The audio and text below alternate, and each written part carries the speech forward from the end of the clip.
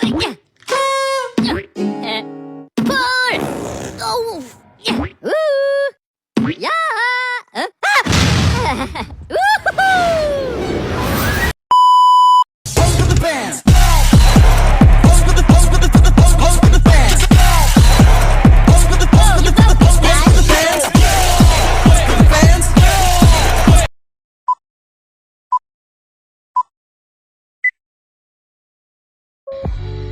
Okay guys, now I want to tell you the description material about clay brick.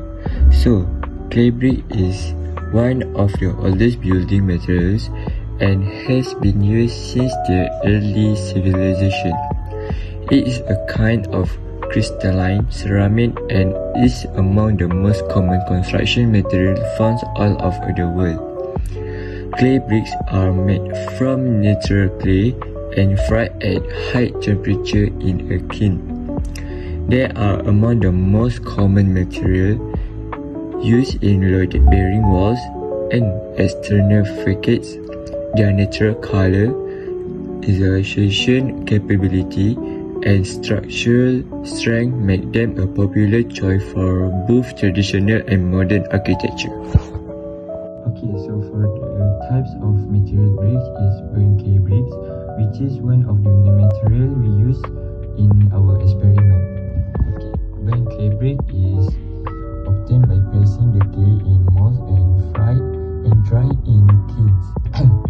It is the most used brick. It requires plastering when used in construction works. 2. Fly ash clay brick. It is manufactured when fly ash and clay are molded in 1000 degrees Celsius. It contains a high volume of calcium oxide in fly ash. That is why it is usually described as self-cementing. It usually expands when coming into contact with moisture. It is less porous than clay bricks. It has a smooth surface, so it does not need plastering. So the third is facing brick. The facade material of any building is known as facing brick. Facing brick are standard in size, stronger than other brick, and also have better durability. The color is red or brown shade to provide a more aesthetic look to the buildings. There are many types of facing bricks which use different techniques and technology. Facing bricks should be weather resistant as they are most generally used on the exterior wall of building. So for the first material we choose is burnt clay brick. Description: wood known as timber when it's still a raw log and often referred to as lumber in the US and Canada after processing. It's a fundamental and versatile natural engineering material. Essentially, any suitable wood capable of yielding a minimum dimensional size can be categorized as timber or lumber. It is obtained from trees and processed into various structural components such as planks, beams, and boards for use in construction. In civil engineering, it is widely utilized for structural works, from formwork, temporary molds for concrete, flooring, roofing, and other temporary structures like scaffolding. Malaysia characterized by its tropical rainforest climate. It is a major global producer of high-quality tropical hardwoods. These timbers are particularly valued in construction for their exceptional strength, inherent durability, and natural resistance to biological decay such as insect infestation and. Hi guys, I would like to tell you about the type of material of wood. So the first one is hardwood. Hardwood is obtained from the broadleaf trees and generally has higher strength and density compared to softwood. It is commonly used for structural components, flooring, furniture, and heavy construction works. Examples include Meranti, Chengal, and Balau. The second one is softwood. Softwood comes from coniferous trees and is lighter in weight and easy to process. It is widely used for formwork, scaffolding, roof truss, and temporary construction works. Softwood is commonly used where moderate strength is sufficient. The third one is engineered wood. Engineered wood is manufactured by bonding or pressing wood fibers, veneers, or particles together. Examples include plywood, particle board, and laminated timber. This type of wood provides uniform strength, better dimensional stability, and efficient use of timber resources. The fourth one is treated wood. Treated wood is wood that has undergone chemical treatment to improve its resistance to moisture, fungi, termites, and decay. It is commonly used for outdoor applications, structural components, and areas exposed to harsh environmental conditions. So, for the first material we choose is hardwood. First step of water absorption test is we are going to measure the weight of the brick. So here we are, we got the data and we have write down the data. After that, the second step is we are going to put the brick into the water for 24 hours. After 24 hours, we are going to take it out and wipe it with cloths. Last step is we should to measure back the brick and do some calculation to get the percentage of water absorption. So this is the result of water absorption test.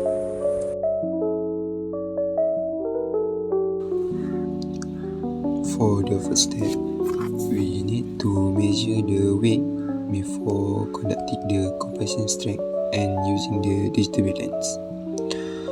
For second step, we need to measure the leg, weight, head, and this brick using the tape measure. The leg and weight will give us the load area required for the strength calculation.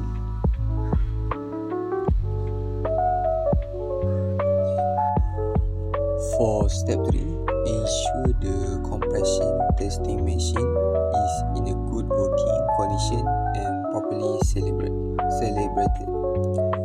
And then adjust the platen to accommodate the size of the brick specimen. For step 5, place the brick horizontally at the center of the lower platen of the machine. For second part, we ensure the loaded surface area flat and parallel to the platen so that the load is applied uniformly. For 7, we continue apply the loads until the brick fills or crunches completely. For this experiment, we demonstrate the compression strength test, a fundamental procedure in civil engineering. And then we got the final data for compressive strength this brick, and we record the maximum load indicated by the machine at the point of failure. And then we see the brick are compressed by machine, and we got the some cracks, and the last part we got for data for this test. So today we're gonna do water absorption test for wood. So the first step of water absorption for wood is first we measure the weight of the wood so that we can know the weight before we put all the wood inside the water. So and then we calculate all the length, and then and then we measure the length of the wood for the each wood. And the next step is put all the wood inside the water and then let the wood inside the water around 30 minutes. So after 30 minutes we take out all the woods and then we measure the weight after put inside all the water. So here the result of the water absorption test for the wood. For this part, we got the advantages and disadvantages brick clay in construction. For first advantages, we got durability and strength. One of the biggest reasons people choose clay brick is their strength. Clay bricks are known for their long-lasting durability and high compressive strength, making them ideal for construction projects that require a material that can withstand significant pressure and weight. For second, we got the thermal isolation. Clay bricks have excellent thermal properties. They help maintain comfortable indoor temperature by providing natural isolation. In colder climates, clay bricks help retain heat within the buildings, reducing the needs for artificial heating. The thermal isolation contributes to energy savings, making clay bricks an environmentally friendly and cost-effective choice. For disadvantages clay brick in construction, one is heavy weight. One of the main disadvantages of clay brick is their weight. These bricks are heavier than modern building materials such as concrete block. This means that the foundation of your building structure will need to be designed to withstand the additional loads. The heavy weight can also increase transportation and labor costs, as handling clay bricks require more effort and specialist equipment. For second, we got higher costs.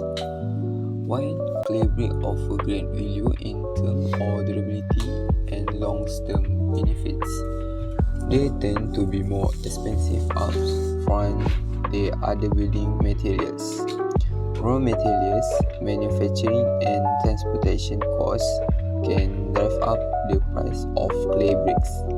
If you are on the tight budget, this may be a consideration when choosing a material for your project. Advantage and disadvantage wood in construction. Advantage: easy to create and build. When compared to a traditional brick or concrete structure, a wood structure is easy and quick to build. Second, cost. Constructing a wood home or structure is less expensive than any other conventional technique with the same requirements or dimensions. Disadvantage 1. Fire resistance. Wood is very combustible unless it has undergone particular treatment to provide a special fire rating. Second, mold dines. Wood has the propensity to mold if it is improperly treated or installed. After that, we have application in Malaysia Civil Engineering Project, clay brick. For the first project is Heritage Building in Malacca. Historic building and shophouses in Malacca widely use burnt clay bricks for structural walls and partition. These bricks were manually fired and form the main load-bearing components of colonial-era construction. Varied in size over the decades, with the 2-inch bricks or thinner being used the earliest buildings. And second applications in Malaysian Civil Engineering Project for clay brick, we got Heritage Shop House in Georgetown. Many of the traditional shop houses in Georgetown were constructed with burnt clay brick walls, combined with timber floors and roof structures. Clay bricks were chosen for their durability, fire resistance, and thermal comfort. In colonial era government, buildings in Malaysia during the British colonial period late 1800 to early 1900s, many government buildings in Malaysia were constructed using burnt clay bricks. These buildings include courthouses, administrative offices, police stations, schools, and railway offices. Clay bricks were chosen for their durability, fire resistance, and availability, making them ideal for long-lasting public structures. So, for application in Malaysian civil engineering projects for spinwood is generally not used for major infrastructure or heavy structural projects in Malaysia. This is because it has low natural durability in tropical climates, is prone to termite and fungal attacks, and require chemical treatment to meet structural and fire safety standards. As a result, it is not suitable for load-bearing elements such as bridge, column, or large beam in Malaysian civil engineering projects. Instead, spinwood is primarily used for light construction and non-structural applications. In Malaysia, it is commonly employed for formwork during concrete casting, interior framing, ceiling batten, flooring, wall paneling, and furniture components. It is also used in engineered timber products such as plywood, laminated veneer, lumber (LVL), and glulam, where its good workability, straight grain, and uniform texture make it an ideal material for precision construction tasks and interior finishings. Disadvantage 1. Fire resistance. Wood is very combustible unless it has undergone particular treatment to provide a special fire rating. Second, mold dyes. Wood has the propensity to mold if it is improperly treated or installed. Selamat